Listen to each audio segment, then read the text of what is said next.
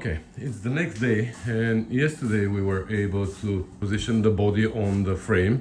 Remember that? I still have to go around and put more bolts in the body mounts inside the body, etc. The front is not mounted yet, but today we have Mr. Chef Tash again. So he volunteered to put the rear suspension together, but we're missing the diff. I mean, we have the diff, but it needs to be serviced. Remember, this bracket was broken, so I have to replace that. And also, everywhere I moved it for the last 2 weeks, it made a big puddle of oil underneath. So we're gonna replace all the seals, and we're gonna pop out the rear cover. Actually, we should do that first to see if it requires any service, because if it does, I might have a different diff again from... But we always have spares. from Chef Tash. Yeah, just like here, he was ready to start assembling the rear brakes and stuff, but I remember that I don't even remember who actually. I'm really grateful for that, but I don't remember who donated these. So you see, brake plates with new slave cylinders with new. These are serviced, I think. Brake adjusters. I'll have a look before we put them in. Look at that. The rubber first, and then the cylinder. That's not right. No, so that normally just fits on top here. Yeah, because around like it, that, the cylinder is not going to be able to slide back and forth. And it just sort of fits on loosely on the edge of this, not underneath of it. So I can pry that out. I'm sure it's just probably worked its way under, but anyway. Okay. We'll make sure this moves, which it doesn't currently. Oh, a little bit, but. So anyway, and these drums look in a better shape than the ones that came with this car, because here you see something is like... Yeah, that was the one with the shoe that had been eaten off by the brake fluid, it looks like. Yeah. So instead of cleaning these up, we're gonna put the new cleaned ones. Same as the brackets here, actually. For these brackets, I figured one of them was cracked, and the other ones needed a lot of wire wheeling.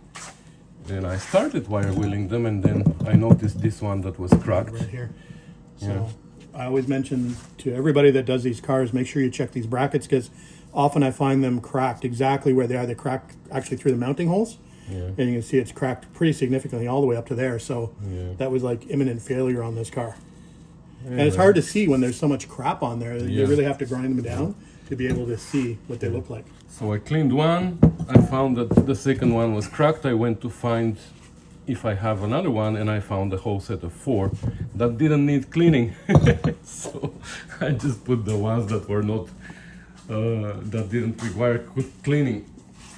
So yeah, that's what David is gonna do.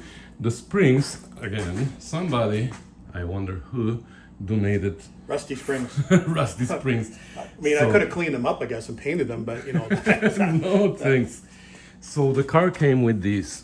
It has 4 new springs, front and rear, but I don't like heavy duty ones, and you can see how many more coils it has compared to the stock ones.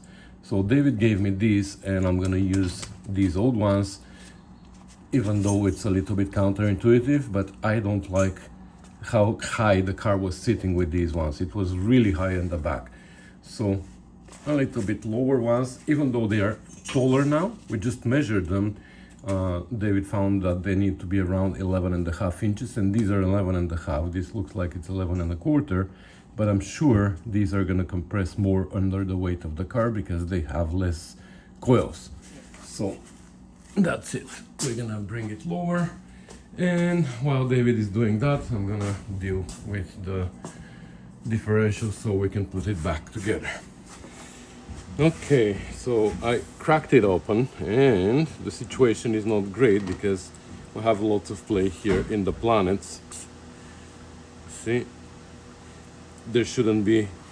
It's like if there is a play, it needs to be close to 0 here, but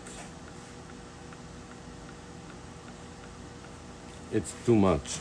So I thought I had a diff here that David left once upon a time that was missing only the output shaft, but I can't find it.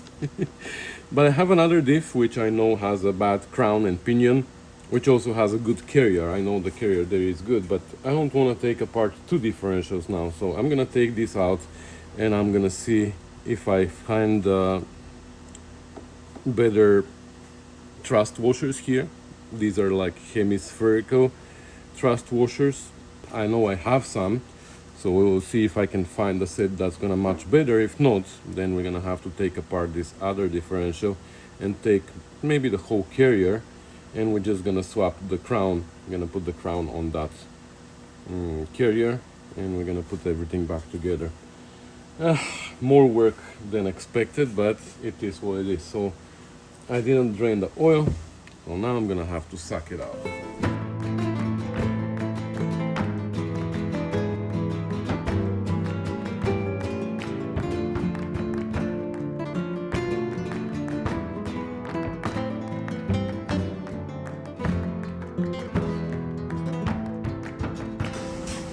Well, let me just check here. That one torques. Okay, so that's one.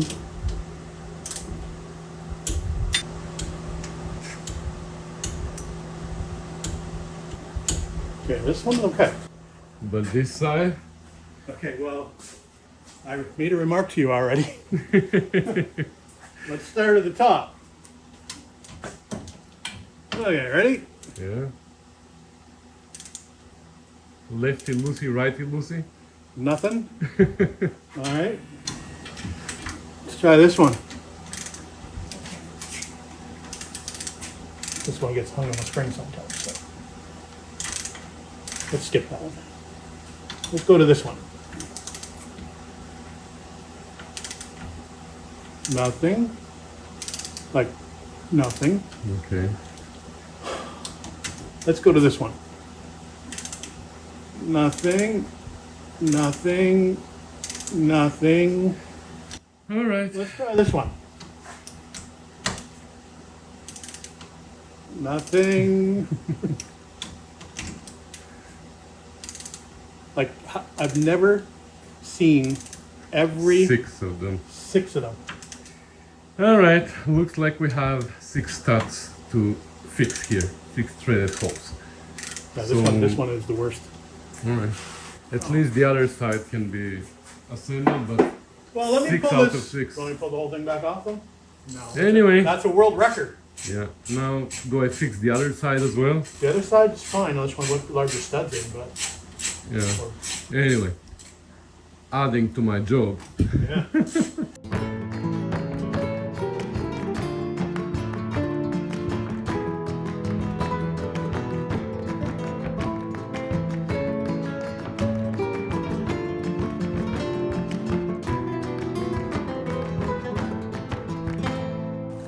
All right. The diff is out. I mean, the carrier is out and everything. But we have extra parts down there. See that? Yeah.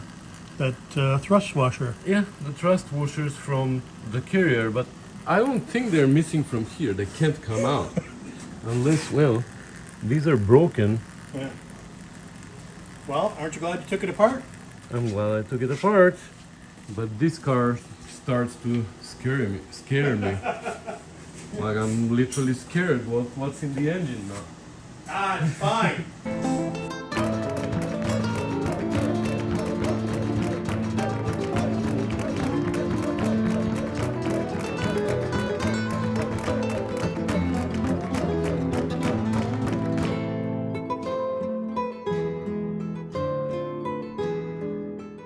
Yeah, the thrust washers are missing from here. How did they come off? That's crazy.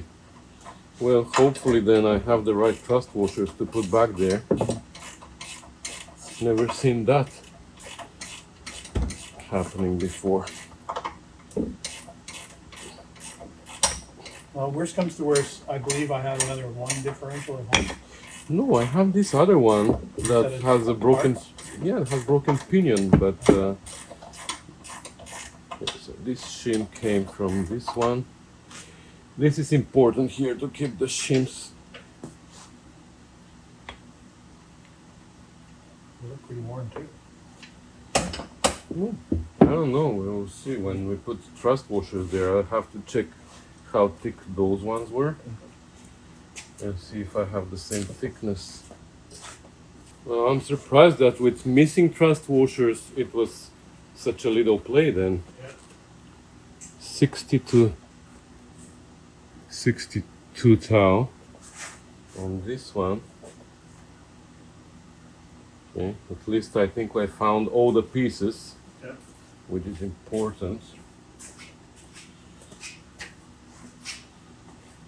Yeah, and 62 on this one as well. Okay, let me see what I have. Okay, so our chef is gonna utilize the pattern machine jig for key inserts. Like I showed it recently in a video how I made my own guides and stuff to make bigger holes for upgraded studs, but now our chef is gonna go with the original idea of this jig, where you drill a little bit bigger, you tap with a bigger tap, and you put key insert. Yeah, with this tap, and we're gonna put key inserts that are gonna fit back our original studs. So he's gonna be doing that. I'm not gonna bother him and film him so he can screw up. He's gonna screw up. In the meantime, I found my thrust washer collection. I kept 2, but these are 52 used ones. They might not be 52 anymore, but I keep them. These though don't have any marks on them. These are new ones, so that's what they do nowadays. They make new ones, but they don't stamp them. So we're gonna have to measure them. 59. 51. So these are thinner. I can visually see these are thinner. Yeah. 153? What just happened?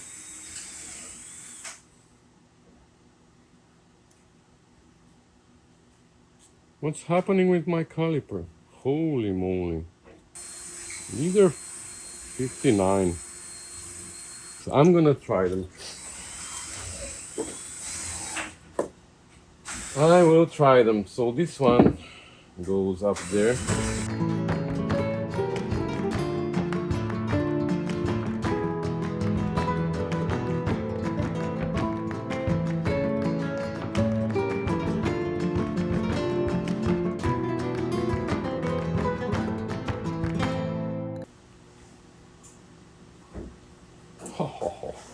Almost no play. You know what?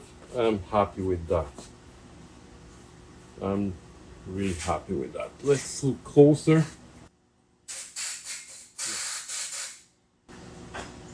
There is a little bit of play, but it is so minimal. I am more than happy with that. Done. Wow, that was quick. Okay.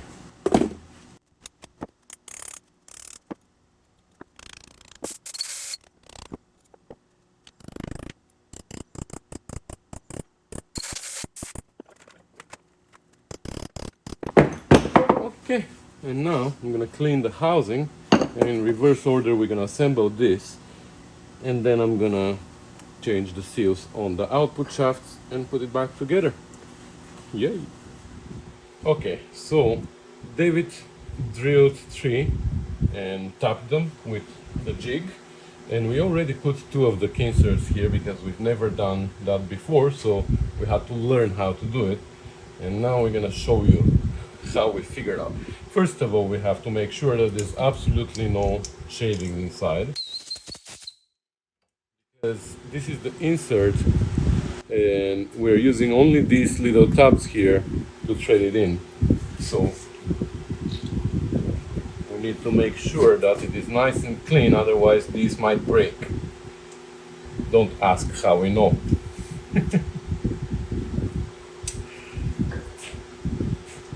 Yeah, it doesn't start really well.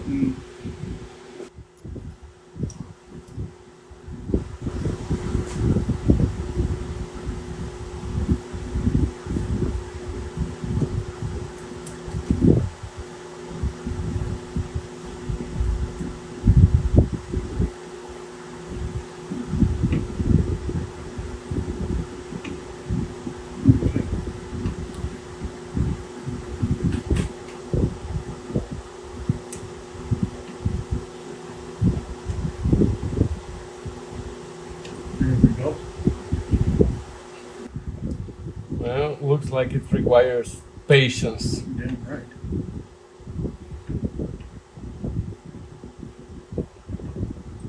So you screw it down to flush with the face of the. Oh, you break one tab off? I think one, yeah. Ah! I think now we are done. Can do, like, we need one more complete turn. But no, we broke them. In case that happens, what we do is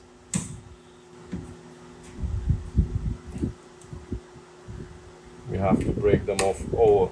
Now we have no choice. The idea is that you push this in, but at this point we have no choice but to break them off and finish this with both.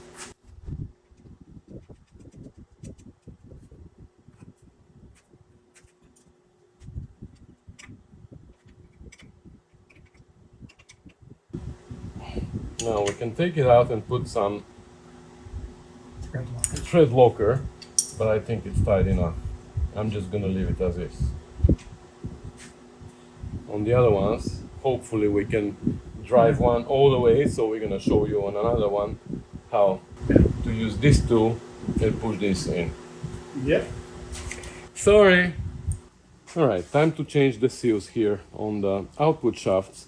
And I already tried with this one, remove the nut. I actually had the nut there threaded just enough. I removed the washer, but I threaded the nut like this, and I went on the press, tried to press this out, but it didn't work. So in 90% of the cases, it doesn't work because the shaft is tapered and the flange is tapered, and the taper is so solid there that many times you need a huge press to undo it. Before I was going to Eugene's press, he has a 50-ton press, and it works there, no problem. Sometimes it works on my press, which is 12-ton, but when it doesn't work, I come and I take the bearing out this way. There's a shoulder here that doesn't allow you to take it out this way. So that's why usually we take the flange out, we take this plate which holds the seal out, and then if we have to replace the bearing, we pull it out this way and we replace everything from this side. But here on the back, there's this shoulder which is so little that you can barely see it, but it is there, exactly where the white part, where the shiny part finishes and the black one starts. So I was worried before that if I take this shoulder out, then eventually the whole flange might come out from the bearing, right, when we're driving the car. But look, the bearing is not even hitting this shoulder. So if there were any forces that were making it come out this way, I would have seen it. I took apart so many differentials. On none of them, the shaft was shifted into the bearing. So what I do is I put it on the lathe, I take this shoulder down, and then I can just take everything apart this way without removing the flange from the shaft. And then we put everything back the same way, and that's it.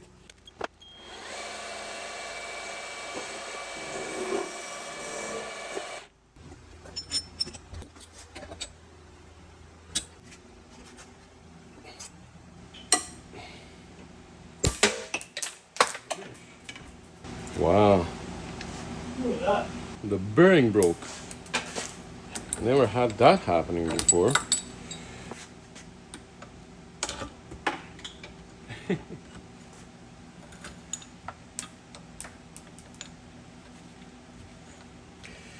Dun, dun, dun. Anybody needs ball bearings? That's sharp now.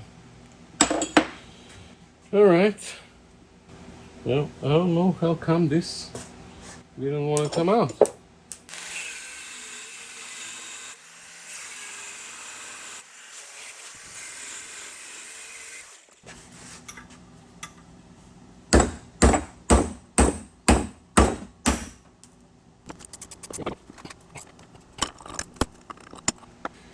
So you see, there's no other shoulder. That's what it is. So I don't know what was holding it there, but we won. Well, luckily I'm a hoarder and I have the bearings and the seals. So let's put the seal first. Here we have two different heights of the shoulders.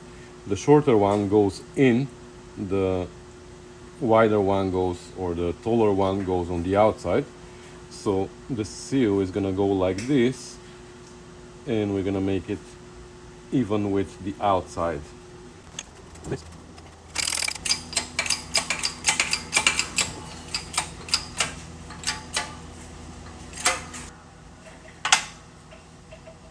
Okay, so taller shoulder outside, so perfect. Now I'm gonna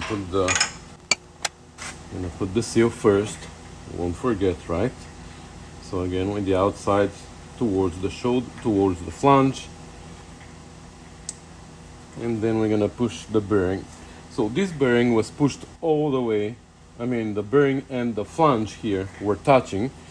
I don't think that was supposed to be like that, but there's room. I mean, there's a room to move this probably by 1/16 of an inch left and right, the bearing. There's no certain exact position for that. So we're gonna push it almost there, but not all the way, because I don't think on the other bearings that I've installed before, I don't think they were touching the flanges.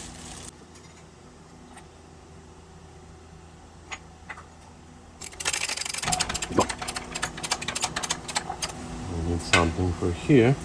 And what can serve better than another bearing? That's the same bearing.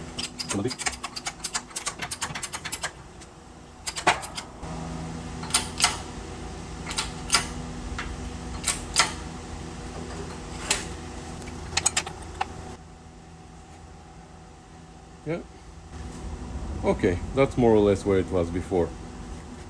Alright, we weren't very lucky with all these inserts, so only the first one worked well, and now actually I was able to thread the last one in all the way.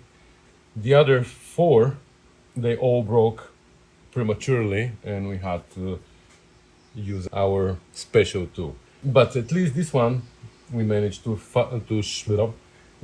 shove all the way. So now let's see if we can push the pins in. Okay, so this special tool it has a sleeve and just holds the 3 pins or the 4 pins out. Well, this one is pushing them in. I guess that's how it worked for the first one. So let's see. And they just need to be pushed in so they can lock the thing in place, I guess.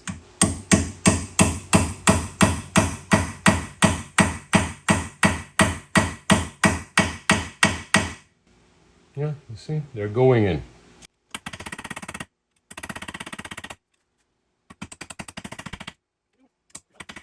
Yeah. Okay. So that's how it is supposed to work. But when it doesn't work, this is how we do it. This is how we do it. Because once one breaks, you can't do nothing. You can't deal with the other 3. It just doesn't work. So the hard part is not to drill, not to tap, but to thread it in. Even I would expect that pushing the pins in would be the hardest part, but apparently no. Yeah, you see, it is getting tight at some point, even though the threads are perfect. Like there's nothing wrong with the threads. But I guess once it's in, we don't care.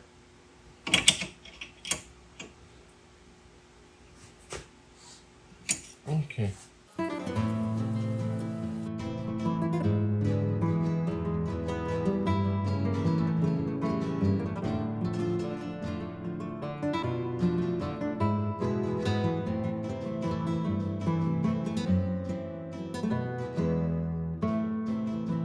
Okay. I don't know how well you're gonna see here, but we almost don't have play. There is a little bit of play.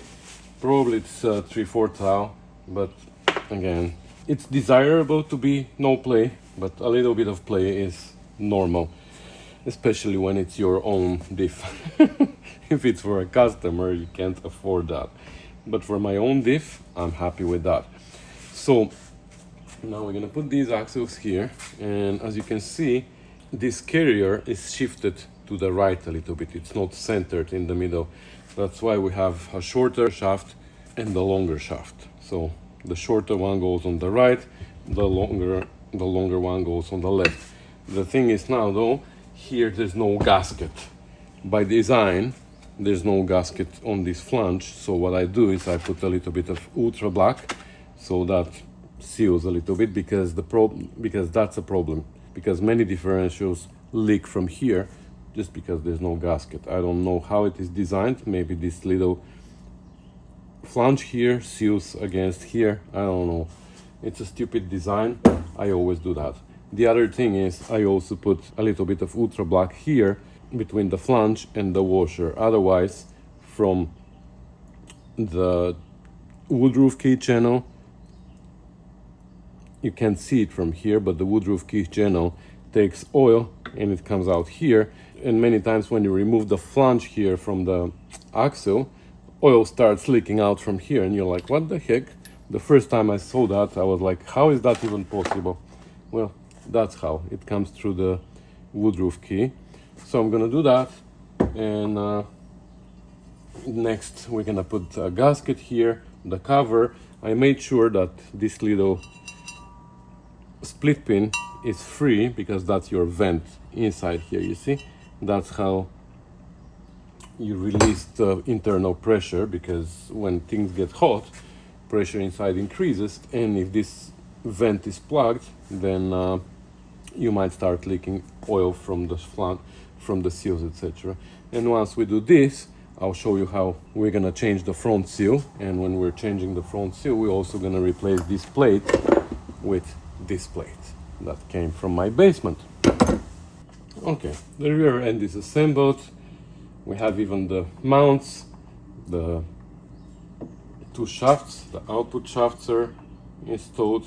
I used rubber mounts for here because that's what I had available. I'm not ordering parts for this car. It is a budget project, so it is what it is. And now it's time to take this flange out, remove this bracket, and we're gonna change the seal, and then we're gonna put the new bracket and the flange back.